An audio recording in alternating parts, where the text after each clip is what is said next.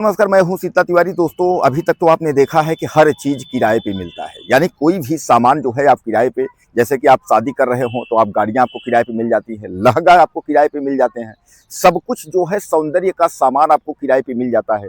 लेकिन क्या आपने कभी यह देखा है या यह सुना है कि औरतें और दुल्हनें जो है किराए पे मिलती हैं? अब आप आश्चर्य पड़ गए होंगे कि सर ऐसी क्या बात कर रहे हैं कि ये जो है दुल्हन किराए पे, ये तो मजाक वाली बात हो गई। लेकिन यह मजाक वाली बात नहीं, यह सीरियस की बात है। तो चलिए हम उसी के बारे में जिक्र करते हैं। मध्य प्रदेश का एक जिला है शिवपुरी। इसी जिले के अंतर्गत एक गांव में जो है हर वर्ष जो है मेला लगता है, और उस गांव में जो है जब मेला लगता है तो देश के कोने कोने से लोग जो है उस मेले में आते हैं, और आते हैं किराए पर दुल्हनों को ले जाने के लिए। अब इसकी प्रक्रिया क्या है, इसके बारे में भी आपको हम डिटेल बताने की कोशिश करेंगे, और इसको आप जो है समझिएगा कि कैसे आपको किराए पे दुल्हनें या लड़कियां जहां जो है मिलेंगी।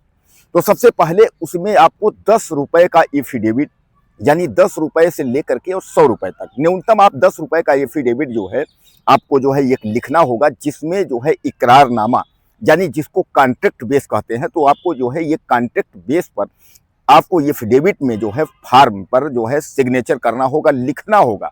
उस एफिडेविट में आपको जो है कॉन्ट्रैक्ट होगा, यानी करारनामा होगा। करारनामा के तहत आप दुल्हन को 1 साल से लेकर 2 साल, 5 साल, 7 साल, 10 साल, कितने दिन तक किराए पर रखेंगे, ले जाएंगे, इसके लिए आपको जो है उस पर लिखना होगा। अब इस पर जो है आपके मन में आता होगा कि क्या यह कॉन्ट्रैक्ट टूट भी सकता है? बिल्कुल टूट सकता है। यह कॉन्ट्रैक्ट जो है अगर वह दुल्हन या लड़की चाहती है तो यह कॉन्ट्रैक्ट आपका जो है टूट जाएगा। लेकिन उसके लिए जो है जो राशि है वह लौटानी होगी। तो राशि कैसे है यह भी आप जान लीजिए।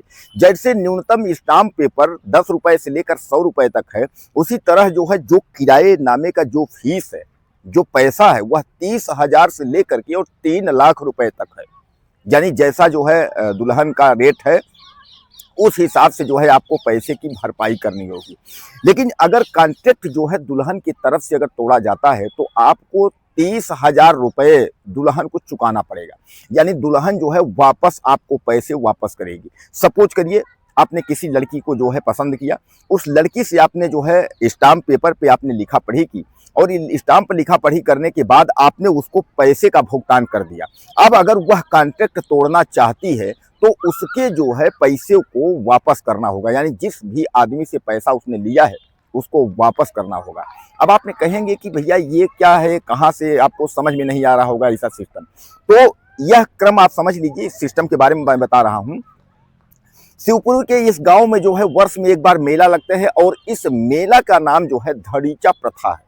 यानी धड़ीचा प्रथा, धड़ीचा प्रथा के तहत यहाँ औरतें और लड़कियां जो है किराए पे दी जाती हैं। यानी इस प्रथा, इस गांव के लोगों का कहना है कि हम लोगों का यह आज से नहीं, हमारे पूर्वजों के टाइम से जो है यह प्रथा चली आ रही है, और इस प्रथा का हम लोग वर्ष में 1 बार 2 बार जो मेला लगता है, उस मेले के दरमियान जो है हम लोग लड़कियां और दुल्हनों को किराए पे जो है देते हैं। अब इस पर जो है लोगों का यह कहना है कि देश के कोने कोने से तमाम लोग इस मेले में जो है शामिल होते हैं, और इस मेले में शामिल होने के बाद जो है दुल्हनों को किराए पर लेकर जाते हैं। जैसा कि आप जानते हैं कि कुछ लोगों को जो है दुल्हन किराए पर ले जाने का मतलब यह है कि माँ बाप की सेवा करवानी होती है। कुछ लोगों को यह है कि सेवा के साथ साथ दिखाने के लिए होता है कि हम जो है अपना जो है कॉन्ट्रैक्ट बेस पे शादियों में जिनकी औरतें नहीं हैं, बीबियाँ नहीं हैं, उनको किराए पर ले जाने के लिए उनको आवश्यकता होती है। इस तरह जो है जिनको ज़रूरत है वह वहाँ पहुँच करके और किराए पर अपना ले जाते हैं। लेने के बाद लेकिन बहरहाल जो मैंने आपको बताया है कि जो राशि है, उस राशि का आपको भुगतान करना होगा, और अगर उस राशि का अगर आप भुगतान नहीं करते हैं तो फिर यह आपके बस की बात नहीं है। लेकिन कई लोग यह पूछते हैं कि सर ये एड्रेस कहाँ है, यह पता कहाँ है? हमने पिछले वीडियो में आपको जो है सब कुछ बताया था। हाल वह वीडियो जो है मिलियन में वह खबर गई थी, लेकिन लोगों को उसमें बहुत सारा कमेंट था कि सर यह जो है इसका एड्रेस के बारे में जानना चाहते हैं, पता के बारे में जानना चाहते हैं। तो सबसे पहले आप गूगल पर जब भी सर्च करेंगे तो आपको पूरा डिटेल शिवपुरी के इस गांव का मिल जाएगा। अब इसमें क्या क्या प्रक्रियाएं हैं मैंने आपको पूरा डिटेल बता दिया है कि 10 रुपए से 100 रुपए तक के स्टाम्प पेपर आपको लगेंगे, जिस पर जो है कि कॉन्ट्रैक्ट यानी एग्रीमेंट होगा, यानी जिसको आप हिंदी में अनुबंध कहते हैं, अनुबंध तो अनुबंध होगा, अनुबंध पर जो है उसमें सब सहमति लिखी जाएगी और जो आपकी राशि होगी 3 लाख से 30 लाख तक जो आपका पैसा है वह भी लिखा जाएगा कि आप दुल्हन को इतना पैसा आपने भुगतान किया है। और जैसा मैं आपको बताया इसमें वीडियो में कि अगर जब भी अगर दुल्हन या लड़की अगर कॉन्ट्रैक्ट तोड़ना चाहती है तो वह पैसा उसको वापस करनी होगी। दोस्तों ये बात तो मैं आपको बता दूं कि यह मध्य प्रदेश की जो यह प्रथा ढड़ीचा प्रथा है, यह प्रथा नहीं, इसको तो हम कुप्रथा मानेंगे। जैसे सती प्रथा या इस तरीके की तमाम प्रथाएं चलती थी, एक कलंक के रूप में थी, हालांकि धीरे धीरे करके उनकी जो है समाप्ति हो गई। तो वैसे मध्य प्रदेश में इस गांव में जो ढड़ीचा नाम की जो प्रथा चल रही है, यह कहीं ना कहीं जो है यह एक कलंक की ही प्रथा है। और आज जो है भारत एक विश्व गुरु बनने जा रहा है और देश के यशस्वी प्रधानमंत्री नरेंद्र मोदी की पूर्ण बहुमत में सरकार है। बहुमत सरकार मतलब जो है भारत में एनडीए की सरकार तो है ही, लेकिन मध्य प्रदेश जहां की हम घटना की बात कर रहे हैं, जिस गांव की बात कर रहे हैं, वहां भी जो है मोहन यादव की सरकार है।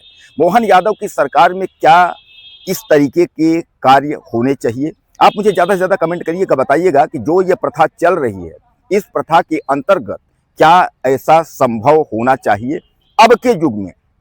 हालांकि पहले तो बहुत कुछ आपने देखा होगा, तमाम देखा होगा कि लोग लेट जाते हैं, गायों से अपने आप को कुचलवाते हैं, कहते हैं कि ऐसा करने से जो है जिस व्यक्ति पर गाय का खुर पड़ जाता है उसको तमाम जो है उल्टा सीधा लोग बोलते रहते हैं। तो कहने का तात्पर्य ये है कि क्या ये जो प्रथा है और जो उस गांव के लोग बता रहे हैं कि हमारे गांव में वर्ष में 2 बार मंदिर पर मेला लगता है और इस मंदिर के मेले का जो प्रथा का नाम बताए कि ढड़ीचा प्रथा के अंतर्गत जो है दुल्हनें और लड़कियां जो है किराए पे दी जाती है, यानी कहने का तात्पर्य जो है यह गले के नीचे आपके नहीं उतर रहा होगा। लेकिन गूगल से लेकर के अगर आप कहीं भी सर्च करेंगे तो आपको यह घटना आपको मिल जाएगी। हालांकि मध्य प्रदेश के जो इसके पहले के सरकार में थे आपके शिवराज सिंह थे, शिवराज सिंह के बाद वह कई बार, हालांकि वह मध्य प्रदेश के मामा कहे जाते थे, अब उनके बाद जो है मोहन यादव की सरकार बना करके भारतीय जनता पार्टी ने, बीजेपी ने एक गेम तो खेला है। लेकिन कुल मिलाकर के क्या आपको लगता है कि मोहन यादव के समय में इस प्रथा पर रोक लगेगी?